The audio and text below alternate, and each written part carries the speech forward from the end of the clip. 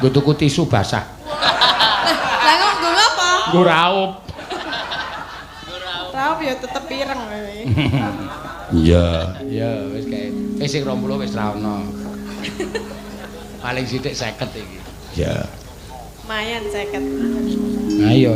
Nggih bawa mboten? Nganggo komplit kok ya. Senengane nganggo. Ya nek komplit 200.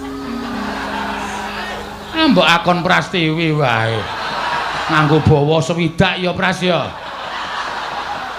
Ibu iki meng mantuk-mantuk wae rasa wedi karo kae iki. Apa? Apa 200. Ora.